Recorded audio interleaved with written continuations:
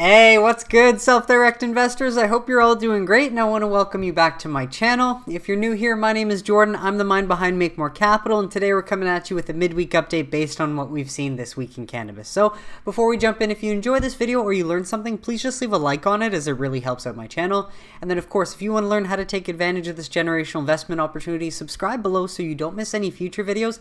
And then there's plenty of content for you to go back, rewatch, and educate yourself with. I've tried to put all the news stories and facts in one place so you can watch the evolution of the industry over time, identify some top companies, and then take advantage whenever you're ready. But we're going to start with this report from New Frontier Data, providing us with the US mid-year report saying that legal industry is projected to top $6 billion in quarterly sales for Q2 of 2021. And we can see that they estimated for Q1 of 2021 it would be $5.8 billion. And it's jumped up to $6.1 billion for Q2 of 2021, which we can imagine is April, May into June, Q3, July, August, September, October, November, December into Q4. So far, sales seem to have been strong in Q1. Q2, we've just gone through it, or we are going through it. And then, as we look at this, we can just see that sales are going to continue to accelerate because obviously that's what they've done this whole time. Regardless, let's look into this. How leaders in Washington, D.C. will decide some key market governance issues remains far from clear at the start of the summer, but decisions made in the halls of Congress, the White House, and in state capitals nationwide during the second half of 2021 will impact the trajectory of the industry for years to come. And where we sit right now, it seems like the comprehensive bill is not going to get introduced because it does not have the votes. So for the rest of 2021, the best thing we can hope for is safe passing and eventually allowing these companies to uplist onto major U.S. exchanges and some form of safe harbor language that will allow big investors to invest without fear of federal prosecution. So what's better known, though, is that while the COVID-19 pandemic generally brought previous trends of productivity among many industries to screeching halts in 2020, the legal cannabis industry experienced unprecedented growth. That is a fact. You always got to remember that. During the unprecedented period of shutdowns and spikes in consumer demand, operators were forced to adapt, what they've done well all along, commonly developing their online ordering platforms and offering delivery and curbside pickup options. What New Frontier Data expects going forward into the near term is for those companies and state markets' 2020 evolution to keep translating, they'll continue adapting and improving, into improved prospects for illicit market cannibalization by 2025. And so what that means is just as more markets adopt legal adult use cannabis structures, you are taking market share away from the black market, which just means more legal dollars in sales, because people would rather buy legal when they have access than buy illegally, just based on whatever risks or knowing what they're smoking or ingesting, many factors. But as adult use markets continue to outperform expectations, they will further affirm deeply entrenched consumer demand, while expanding state legalization will add political pressure for federal action on cannabis reform. Analysis by New Frontier Data projects legal cannabis sales to increase by approximately 4.4% from the first to second quarters of 2021. Quarterly sales across legal, medical, and adult use states reached an all-time high of $5.84 billion in Q1 2021, with sales for Q2 2021 projected to surpass $6 billion. So in calendar year 2020, total combined sales of cannabis across legal, medical, and adult use markets crossed the 20 billion threshold, which is impressive because some other data was telling us that it was 17.5 billion in total sales. Now we're seeing from another data source that it's over 20 billion. With 10 newly legalized state markets expected to activate sales in the next 2 years, total annual legal sales nationwide are projected to grow at a compounded annual growth rate of 16% over the next 5 years, reaching 43 billion by 2025. And 16% return year over year is still pretty impressive, better than the S&P 500. Now, this is this is basically the same graph, but extrapolating it to 2025, as again, these are just estimates. But going from 20 billion to 40 billion, that is an increase of 100%. Expanding legalization hastens the erosion of the illicit market. So despite strong performances seen in legal state markets, example $20.3 billion in combined state legal sales for 2020, the illicit market continues to serve most of the national demand, with an estimated $66 billion spent on cannabis across illicit sources in the U.S. in 2020. So just over time, as more states legalize, more of that $66 billion is going to go into the legal markets, obviously, as the industry grows. But in 2020, an estimated 24% of U.S. cannabis sales were believed legal. By 2025, 42% of total U.S. cannabis sales demand will be met by legal purchases in regulated marketplaces. So with medical market legalization fuels overall industry growth. With 38 legal medical state markets plus the District of Columbia, the total number of medical cannabis patients nationwide has surpassed 4 million. Think about it. That's it. Just 4 million medical patients nationwide as of April 30th. We are still in the first inning, seriously, and is projected to increase as newly legal medical markets become operational. In those states where cannabis has been been legalized for medical use, with no assumptions for any new state markets by 2025. New Frontier data projects that there will be a combined 5.4 million registered medical patients in the US by 2025, representing nearly 2% of the entire US population. Seriously, think about that. By 2025, just 2% of the entire US population becoming medical patients. Think of the amount of people with mental illness that are sick or need some sort of healing right now that are using an addictive, numbing opioid as their primary medicine that don't realize but will eventually switch to a safer alternative as well. The potential is endless, and just wanted to add that New Frontier Data is providing a free copy of the US market update, which is available for download on Wednesday, June 16th. So if you grab this link down here, you can click this and download it. I would just put the link there, but it's a very long one, and then in the description I only have a certain amount of characters that I can add. So grab the data and educate yourself with it. It will help you stay forward looking so that you're not worrying about yesterday or today's share prices, because even yesterday, Kim Rivers, CEO of Trulieve, put her money where her mouth is and bought 29,000 more shares of Trulieve at a price of $35.93, costing Kim out of pocket $1,042,144, which is as much of a vote of confidence out of any CEO as you could possibly get, especially Kim, a more than 10% owner. Kim owns more shares than anyone out of Trulieve because it's her company, it's her vision that she's built from the ground up. And what this tells me is that Kim believes that this million is going to grow a lot further invested in Trulieve shares than anywhere else, and that's why she did it. So just emphasizing also that oftentimes we'll see short-term CEOs or insiders sell shares once they've seen a big stock increase because they want to lock in profits, and that's totally fair, but that just emphasizes their short-term perspective and outlook. But with Kim, someone who's built this company again from the ground up, just goes to show that she's buying at these attractive prices because to her it's a steal, and the share prices right now do not reflect the growth that her company's seeing on the ground, what they're anticipating in 2022 and then beyond once more markets open up. So this is, again, for me as a Trulieve shareholder, huge vote of confidence. Very happy to have my money in there. And again, the share prices do not reflect what's actually happening on the ground, folks. Remember that. In the short term, the market is a voting machine, but in the long term, it is a weighing machine, and big money will always move to the undervalued spaces, and cannabis is certainly one of those. Now on to Hexo. Corp reports third quarter fiscal 2021 financial results. They were abysmal. We're not going to spend too much time going through them, but just going to highlight how the other smaller Canadian LPs behind the first few that do gain the most market share are just going to be struggling going forward, and this is what we're going to emphasize. Key financial and operating results. Total net sales increased 2% year over year, Hexo. Come on. That's why they're buying so many companies, because they need to buy market share that they just do not have. Total non-beverage adult use net revenues in Canada, excluding Quebec, increased to 169% from Q3 2020, while maintaining a number one position in Quebec. But keep in mind, if your sales go from 2 million to 4 million, that's a 100% increase, but 2 million is not a lot in the big picture. Net revenue, excluding beverages, increased 14% in Ontario from Q2 2021, maintained the number one position in the beverage category. But again, if beverages are only selling $10 million, it's not a whole lot to write home about. Total net sales declined 10 million from the previous quarter. Total net loss remained flat as compared to the previous quarter. And working capital of $194 million of cash on hand today, which is what they have left over after all the equity raises, which diluted current shareholders in order to try and buy Cannabis, 48 North, and PharmaCann to increase their potential future profits. So just using this to emphasize the fact that Canadian LPs and US MSOs are not the same, and that one group of companies are going to see a lot more growth in the coming months and years than the others. Onto Cronos, another Canadian LP that is pulling a canopy as they announced strategic investment in PharmaCann, a leading U.S. cannabis company. Today announced that they've entered into an agreement under which a wholly owned subsidiary of Cronos Group has purchased an option to acquire an approximately 10.5% ownership stake in PharmaCann on a fully diluted basis. Similar to when Canopy purchased that option to buy Acreage, and the option exercise will be based upon various factors, including the status of U.S. federal cannabis legalization, as well as regulatory approvals, including in states where PharmaCann operates, that may be required upon exercise. So it seems like Cronos, much like Canopy, is anticipating some sort of legalization. Now, again, I'm clearly not as bullish on that anymore, but they know more than I would. And PharmaCann has a broad geographic footprint in the U.S. and has built an efficient, effective, and scalable operating model, including 6 production facilities and 23 dispensaries operating under the Verilife brand across 6 limited licensed states: New York, Illinois, Ohio, Maryland, Pennsylvania, and Massachusetts. PharmaCann continues to invest in its manufacturing infrastructure and brand development to capitalize on the significant consumer retail and business-to-business wholesale opportunities. So many U.S. companies because there's just so much more market to supply the demand. Under the terms of the transaction, Total consideration paid by Cronos Group for the option was approximately $110.4 million, which was deposited by Cronos Group by a third-party paying agent to be distributed directly to PharmaCann shareholders. So I guess they're a private company, most likely.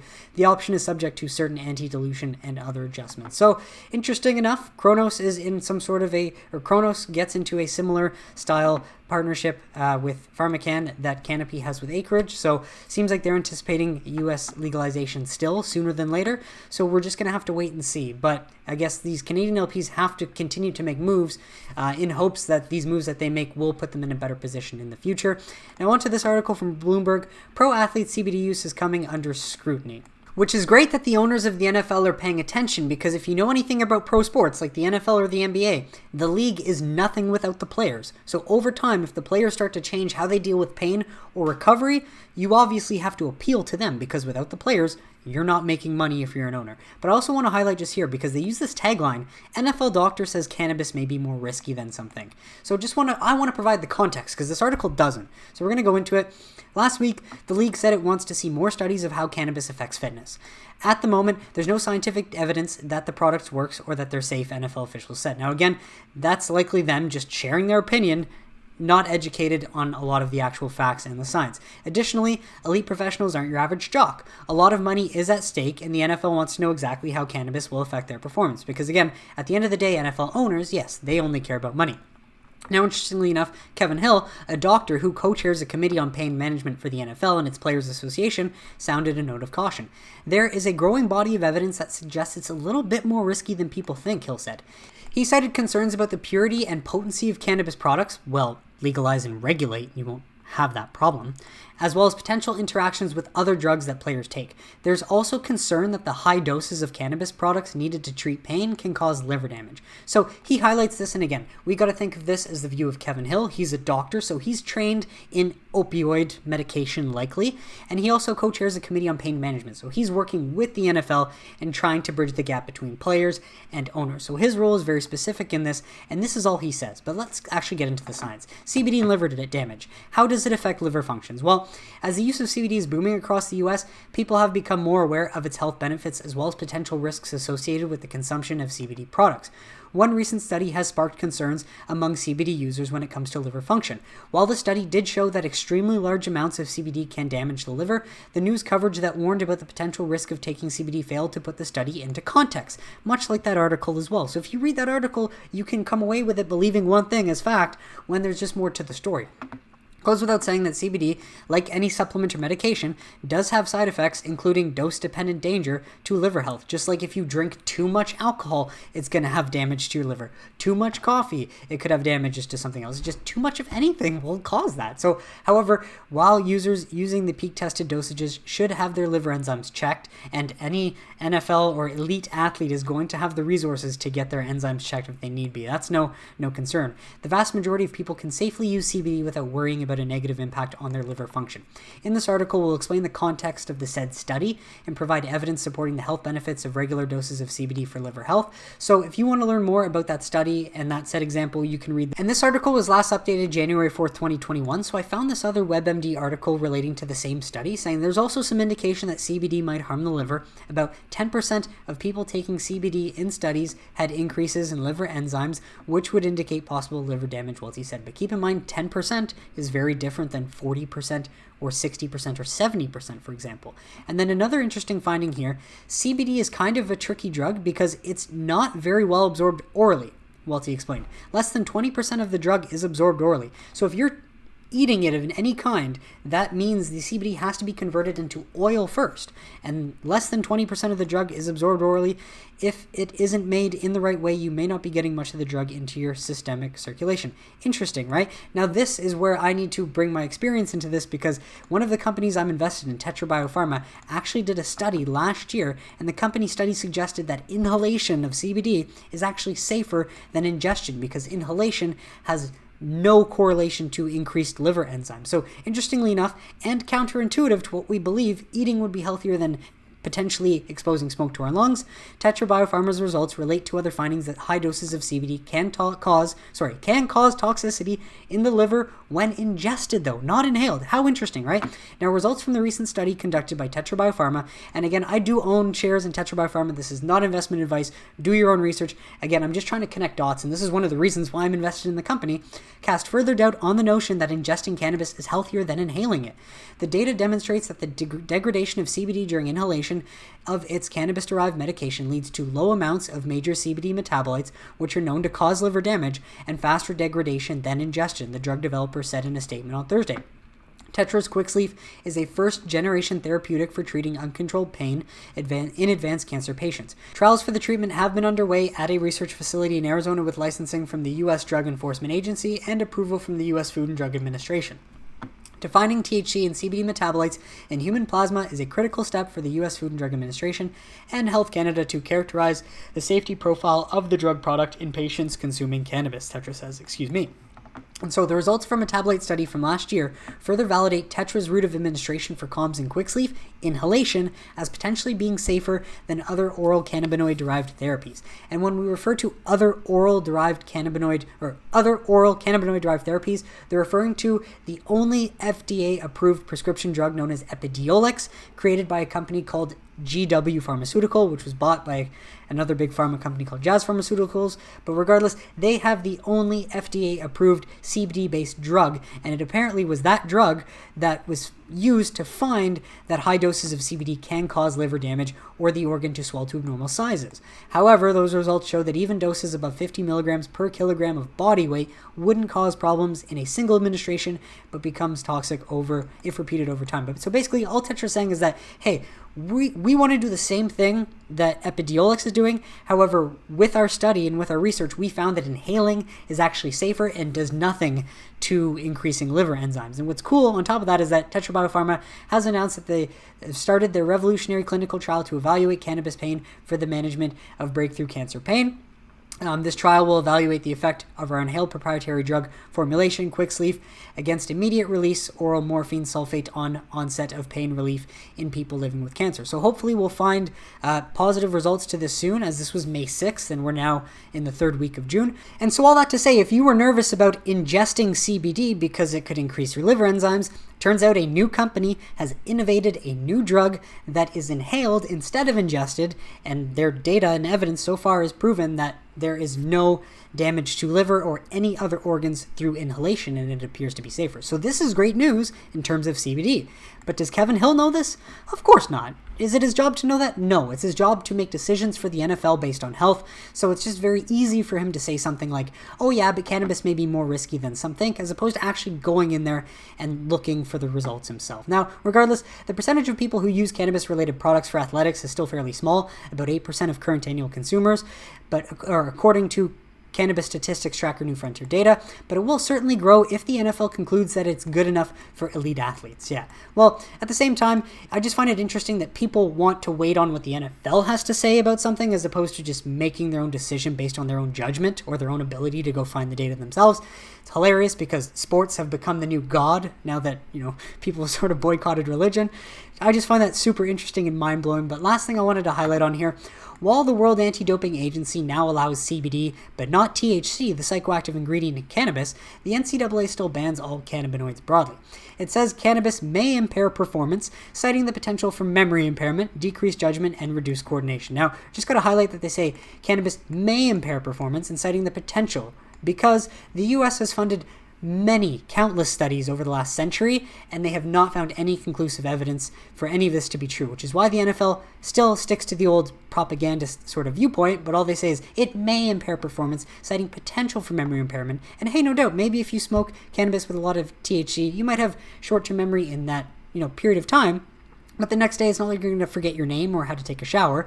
All of this is to say it's easy to stick to the old status quo views, but I wanted to show something, especially on the decreased judgment, as this new timely study looked at the residual effects of cannabis use on neuropsychological functioning. And get this, Non-acute effects of cannabis on neurocognition in adolescents remain unclear, with most studies being cross-sectional. Therefore, the aim of this longitudinal multi-center study was to examine the effects of cannabis use on cognitive abilities in participants emerging into adulthood. Data on substance use as well as neurocognitive measures were assessed in 804 adolescents at age 14 to 19. Cross-sectionally, we detected no significant neurocognitive differences before initiation of drug use. However, after controlling for confounders, like cannabis use as well as late onset thereof, was associated with increased decision-making skills. Increased decision-making skills, both cross-sectionally at follow-up as well as longitudinally compared to non-using controls. In summary, our data suggests that decision-making is not impaired when cannabis is used in moderation, and onset of use occurs after the age of 15. So if you start using cannabis in moderation after 15, it seems to make no difference, and actually you become a better decision-maker. In addition, we find no evidence to support the presumption that cannabis consumption leads to a decline in neurocognitive ability. Boom. Take that, old school propagandists. And then treating insomnia symptoms with medical cannabis. This randomized, double-blind, placebo-controlled crossover study was conducted to evaluate the safety and efficacy of 2 weeks of nightly sublingual cannabinoid extract in treating chronic insomnia. 23 of 24 randomized participants completed the protocol, and 2 weeks of nightly sublingual administration of a cannabinoid extract is well tolerated and improves insomnia symptoms and sleep quality in individuals with chronic insomnia symptoms. So keep the data coming onto states. Louisiana governor did sign the cannabis decriminalization bill into law. As this was not a decision I took lightly, Governor John Bell Edwards said in a statement. In addition to carefully reviewing the bill, I also believe deeply that the state of Louisiana should no longer incarcerate people for minor legal infractions, especially those that are legal in many states that can ruin lives and destroy families, as well as cost taxpayers greatly. Amen. And then Texas governor also signs medical cannabis expansion bill. So not only did the Louisiana governor come through, so did Texas Governor Greg Abbott, as he signed a bill to modestly expand the state's limited medical cannabis program on Tuesday. The legislation adds cancer and post-traumatic stress disorder to the list of conditions that qualify patients to legally access cannabis. Hopefully chronic pain will be added in next, because that's clearly the biggest sort of symptom that cannabis seems to help with. It also doubles the amount of THC concentration that it allows, from 0.5% to 1%. Gosh, I would hate to live in Texas and need medical cannabis. But regardless, that is progress. On to Europe. Is Germany set to become Europe's first recreational cannabis market? Let's find out. A green surge in Germany is opening up the possibility it could be the first European country to fully embrace adult use cannabis. According to long-standing German cannabis advocate Georg Wirth, or Jorg, what a name, has been the spokesperson and director of the German Cannabis Association since its launch in 2002.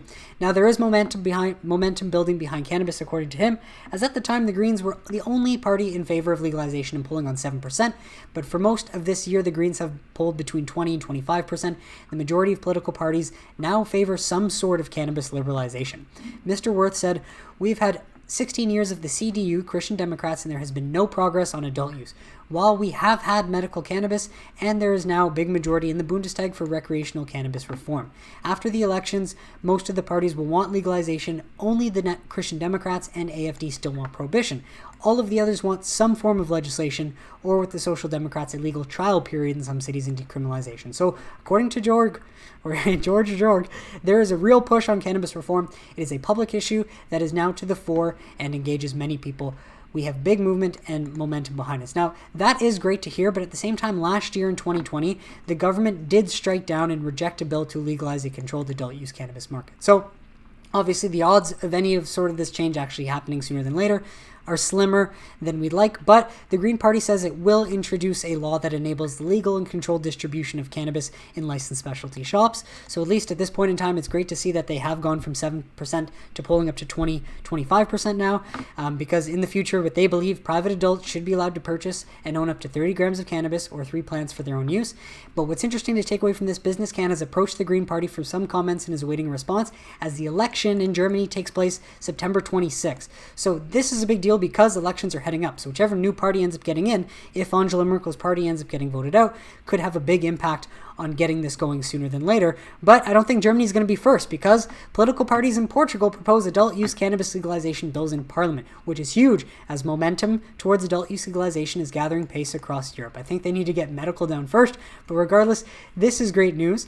And both parties are essentially proposing that the cultivation, distribution, and purchasing, possession, and consumption of adult use cannabis should be legalized. Self-cultivation for personal use would also be allowed if either bill was passed, with a maximum of 5 or 6 plants permitted per home. So both bills debated in Parliament on Wednesday also recommended that there should be a limit on the amount of cannabis an individual can purchase at one time, restrictions in place for consumption. Consumption would not be allowed at work, in closed places of public frequency, in places intended for children, or on public transport, for example. Governments impose limitations on the sale of products containing high levels or doses of THC, with robust and proper labeling on product packaging in relation to THC and CBD content, effects of consumption, and health warnings. So if Germany wasn't to go first, good to see Portugal is, but again, every week it seems like we're getting more and more news out of Europe, which is great. And so lastly, just to round this off, we've got to recap where we're at, folks, but keep in mind the second half of 2021 for cannabis is looking a lot better than the first half, as we still have catalysts to come. As we near, and main catalyst is still safe banking, but as we near the midpoint of the year, another catalyst I should add is that rumor of the TSX allowing MSOs to uplist onto the TSX from the CSE. That would also be a big extra catalyst we couldn't have even thought of beforehand, but regardless, as we near the midpoint of the year, we are pleased with how the events have played out so far. The stocks have tracked the progress being made, with the global cannabis stock index up 33.7% so far this year. Still up 33%. So keep that in mind, folks, where we've been and where we're going. Of course, we are far from the highs set in February, with the index almost 36% below the 2021 closing high. We explained near the end of Q1 why stocks had pulled back, and that is again because of hedge funds de-risking after the Archegos Capital debacle. And now, 2.5 months later, the index has consolidated slightly lower. So far in Q2, the index has dropped just over 5%, while traders and impatient investors could be frustrated by the quiet range-bound consolidation so far in Q2. A large buy of Green Thumb Industries stock caught our attention this week. An unnamed institution bought $500 million worth of stock directly from early investors in the company at $30 a share. Early in the year, there was a substantial institutional investor interest in the sector, and we are glad to learn of a new investor in GTI taking such a meaningful position. So, to recap and highlight, we think this is time for long investors to be patient. The fundamentals are as good as they have ever been for the industry, even if the stocks are acting like no one cares, which is true. You got to remember the fundamentals. Every day that goes on, the fundamentals just get better and stronger, as the states continue to focus on what's going on in the legal states, not worrying about what's happening at the federal level. So the longer the stakes, the more we can potentially rise, because fundamentals keep getting stronger. Ultimately, the prices will track the fundamentals in time, and strong growth is likely baked in for years to come, as recently legal markets like Arizona, Illinois, and Michigan continue to ramp up, and new markets launch adult use sales like New Jersey, New York, and Virginia. The MSOs are dominant in all three of these markets and are poised to benefit as the new programs go live. So obviously, we want to see the share prices rise day after day, but that's just not practical. And so it's very important to, again, remember why you're invested. Keep a long-term outlook, stay patient, but stack up as much cash as you can to buy those possible dips. Because just like Kim Rivers, I'm in no rush to buy Cresco. I'm really hoping Cresco might even fall below 13 again. I still have my money invested in Kirkland Lake Gold that I could sell and put into Cresco, but I'm tempted to wait because I don't know how long this is going to take. But regardless, folks, there's not a single industry that's more undervalued based on today's current prices than the cannabis industry. So I hope my videos can help show you what's happening on the ground and remind you of that, so you can remain confident investors and, stay patient until we see the trend revert. And that is it for today's episode, folks. So I want to thank you so much for tuning in, and I really hope you got some value out of it or you learned something. Let me know in the comments if you have any questions or concerns so I can try to address them and reassure you that you are invested in the right industry. Nonetheless, if you enjoyed this, please leave a like on it. Subscribe if you don't want to miss any future videos, and I will catch you on Sunday for This Week in Cannabis News. Have a great week, everybody.